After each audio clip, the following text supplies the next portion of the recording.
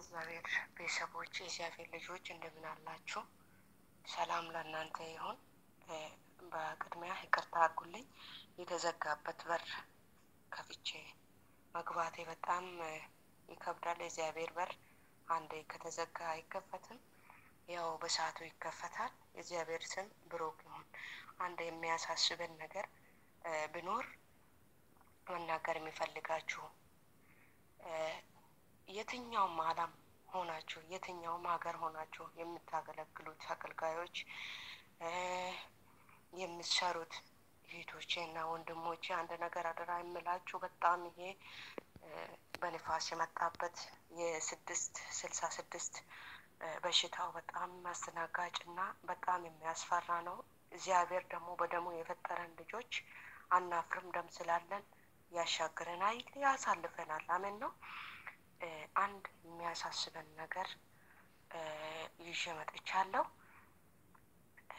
የትኛውም ቦታ ሆናችሁ ወይ ጉንፋን ይዛችሁ ወይም ትኩሳት አለ ብላችሁ ለአሰሪዎቹ እንዳትናገሩ። በጣም በጣም በጣም የሚያስደነግጥ ነገር ነው። እንደዚህ አንድ እህታችን ስራ ቦታ ሆና ጉንፋን ይዟት ሲያስላት ምንድነው አይ ይሄ በሽታ ነው ይመጣል ወደ ልጆች ልታስተላልፍ ነው ብሎ በጣም በጣም የሚያስደነግጥ ነው። እህቶቼ ወንድሞቼ አደራችሁ ራሳችሁን ጠብቁ፣ ጸሎት አድርጉ።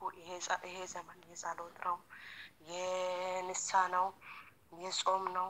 አደራችሁ አደራችሁ የምለው አሁን ልጅቷን እንትን መድኃኒት ሰጣና ልጅቷን ሞታ ገለዋት ይዞ ወደ ምጥልበት ቦታ እየወሰደ ልጅቷ ያ ሁላችንም አንድ ኢትዮጵያዊ ነን። ልጅቷ ኦሮሞ ነች። ሁለት ሆኖ ነው የሚሰሩት። አንድ አማራና አንድ ሀዲያና አንድ ኦሮሞ ናቸው የሚሰሩት። ከዛ አንዷን ገለዋት ይዞ ሲሄድ ሰው አግኝቷት አሁን ተይዞ ነው ያለ። ያው እነሱ ዜጋቸው ስለሆነ ላይዙ ይችላሉ። እህቶቼ እና ወንድሞቼ አደራ የምለው በተለይ ለእህቶቼ አደራ የምላችሁ ነገር ስራ ቦታ ሆናችሁ የሆነ ወይ ሲያስላችሁ ወይም ጉንፋን ይዛችሁ ወይም ትኩሳት አለኝ ብላችሁ እንዳትናገሩ አደራችሁ። ይሄ በጣም የሚያስፈራ ዘመን ነው። የሆነ መድኃኒት ሲሰጡ ራሱ እንዳትውጡ እንዳትወስዱ። እግዚአብሔር ያድናል፣ እግዚአብሔር ይታደጋል። አሜን። ራሳችሁን ጠብቁ። ይህችን መልእክት ሰምታችሁ ራሳችሁን እንደምትጠብቁ ነው የሚያሳስባችሁ። ያው የእግዚአብሔርን በር ከፍቼ ገብቼ በመናገሬ ይቅርታ፣ በጣም ይቅርታ አድርጉልኝ። ይሄ ለምን እኛ ያለነው ስደት ስለሆነ በየትኛውም ዓለም ያሉት እህቶች እንዳይጎዱ ፈልጋለሁ።